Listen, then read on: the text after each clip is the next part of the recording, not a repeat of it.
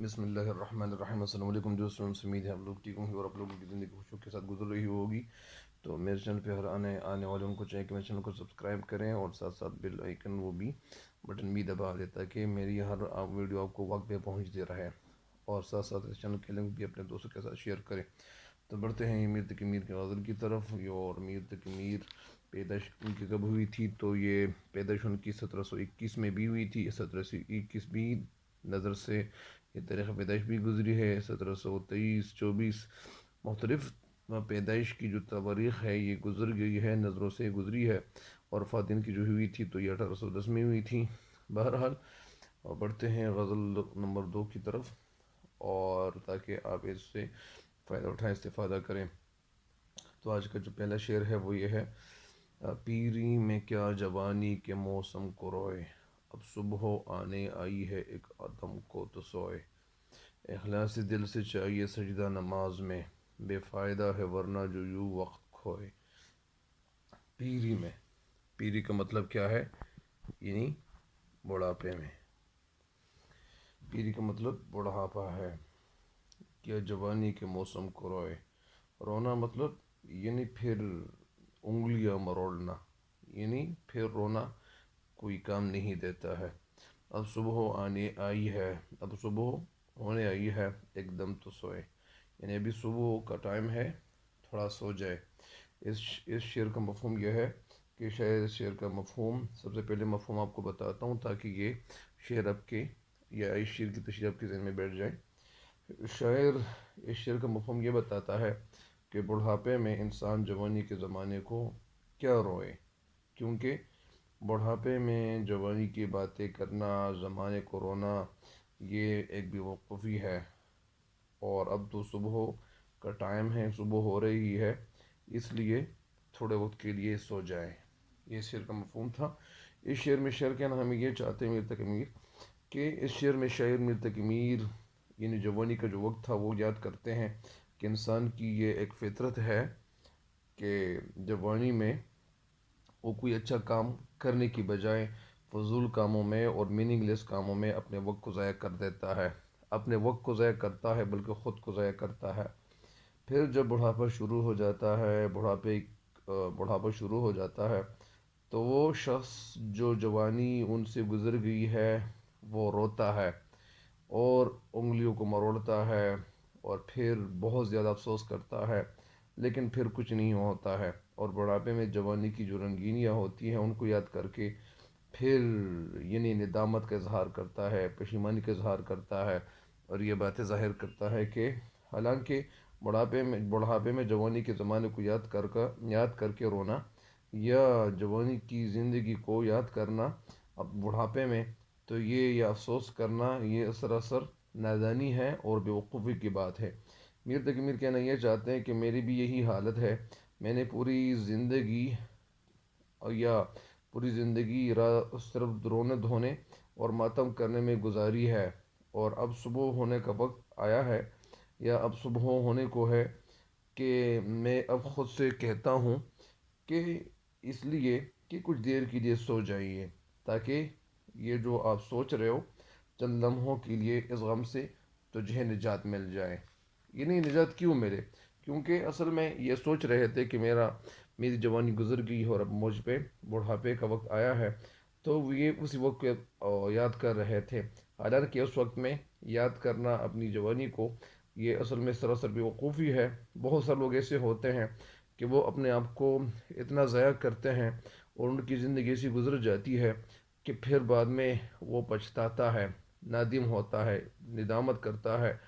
اور اسی طرح بہت سارے لوگ میں نے ایسے بھی دیکھے، بہت سارے طلاب ایسے ہوتے ہیں، بہت سارے اسٹوڈنٹس ایسے ہوتے ہیں کہ وہ وقت پہ اسٹڈی نہیں کرتے، وقت پہ مطالعہ نہیں کرتے، لیکن جب ان سے وقت چلا جاتا ہے، ان کی زندگی ختم ہو جاتی ہے، یا اسی طرح امتحان سر پہ آ جاتا ہے، تو امتحان جب دن کم ہو اس وقت اس کے لیے مکمل تیاری کرنا یہ کیا ہے؟ ایک بیوقوفی ہے۔ اس وقت تیاری تو نہیں ہو سکتی، تیاری تو اس وقت ہو سکتی تھی جب آپ کے پاس ڈھیر سارا وقت تھا۔ لیکن بہرحال یہاں پہ یعنی شاعر یہی کہتے ہیں کہ بعد میں پچھتانا یہ کوئی یعنی کم عقل کی بات ہو سکتی ہے، یہ بے وقوفی کی بات ہو سکتی ہے، اور بعد میں پچھتانا یہ عقل سے مخالف بات ہے۔ تو میر تقی میر یہی کہتے ہیں، اور اس شعر کا یہی مفہوم تھا اور یہ تشریح تھی۔ مجھے امید ہے کہ آپ اس شعر کی تشریح سے انشاءاللہ فائدہ اٹھاؤ گے، ضرور فائدہ اٹھاؤ گے۔ اگلا شعر کیا ہے؟ اخلاص دل سے چاہیے سجدہ نماز میں، بے فائدہ ہے ورنہ جو یوں وقت کھوئے۔ اخلاص دل سے یعنی دل کے اخلاص سے، اخلاص کے معنی ہے یعنی مکمل طور پر، خلوصی نیت سے، یعنی جب آپ کا دل میں اخلاص ہو۔ سجدہ نماز میں سجدہ یعنی اخلاص سے کرنا چاہیے۔ بے فائدہ ہے ورنہ جو یوں وقت کھوئیں، اور وہ انسان جو اپنے وقت کو برباد کر لے تو یہ کیا ہے؟ ایک فضول کام ہے، بغیر فائدے کے کام ہے۔ اس شعر کا مفہوم آپ کے سامنے رکھ دیتا ہوں کہ دل کے اخلاص سے نماز میں سجدہ کرنا چاہیے، یعنی خلوصی نیت سے یا خلوص یا دل کے خالص ہونے سے نماز میں سجدہ کرنا چاہیے، اور اس کے علاوہ سب کچھ اور جو کام ہے وہ بے فائدہ ہے اور محض وقت ضائع کرنا ہے۔ مطلب اس شعر کا یہ ہے، شعر میں کہنا یہ چاہتے ہیں میرے تکمیر، اصل میں اخلاص کی جو اہمیت ہے اس پہ وہ وضاحت کرتے ہوئے کہتے ہیں کہ انسان، یہ روشنی ڈالتے ہوئے کہتے ہیں کہ انسان کے جو اعمال ہوتے ہیں وہ بنیادی چیز اخلاص ہے۔ انسان کے اعمال میں بنیادی چیز کیا ہے؟ بنیادی جو فقیت ہے، جو مرتبہ ہے، وہ صرف اور صرف اخلاص ہے۔ انسان جو بھی عمل کرے اگر وہ اخلاص سے خالی ہے تو اس کا یہ عمل بغیر فائدے کا ہے، بغیر فائدے کا ہے۔ اگر انسان نماز پڑھنا چاہتا ہے تو اسے چاہیے کہ وہ خلوصی دل اور خلوصی نیت سے نماز کا آغاز کرے۔ مطلب بہت سارے لوگ ایسے ہوتے ہیں کہ وہ پڑھتے تو نماز ہیں، ذہنی لحاظ سے کہیں اور ہوتے ہیں اور جسمانی لحاظ سے کہیں اور ہوتے ہیں۔ سجدے میں اس کا دھیان اپنے رب کی جانب ہونا چاہیے، اور سجدے میں انسان کی جو سوچ ہے یہ اپنے رب کی طرف ان کی سوچ ہونی چاہیے۔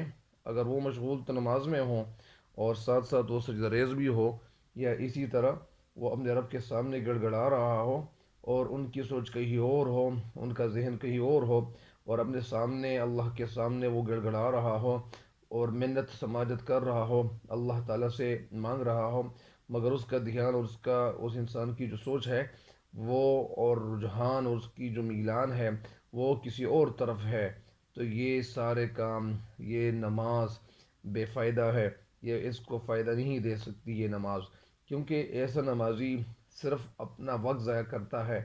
اور کیونکہ نماز تو اس وقت قبول ہوتی ہے جب آپ کی توجہ اللہ تعالیٰ کی طرف ہو، کیونکہ اللہ تعالیٰ کے ہاں صرف وہی عمل کیا ہے وہ قبول کی جاتی ہے، یا وہی عمل مقبول ہے جس میں اخلاص زیادہ ہو۔ یعنی تبلیغی بھائی بھی زیادہ تر یہ وعظ کر رہے ہوتے ہیں بیان کے دوران میں کہ وہ لوگ جو اللہ کی رضا کی خاطر، وہ اگر کھجور کا ایک چھوٹا سا ٹکڑا بھی وہ دے دے اللہ کی راہ میں، تو اگر ان کی نیت خالص ہو، وہ خلوص دل سے ہو، تو اللہ تعالیٰ ان کو احد پہاڑ جیسا یعنی ثواب عطا کرے گا۔ اور اگر ان کی نیت میں ریا ہو یا دکھلاوا ہو اور ان کی سوچ کہیں اور ہو، تو ان کو ثواب کی جگہ ان کو کیا ملے گا؟ یعنی عذاب ملے گا۔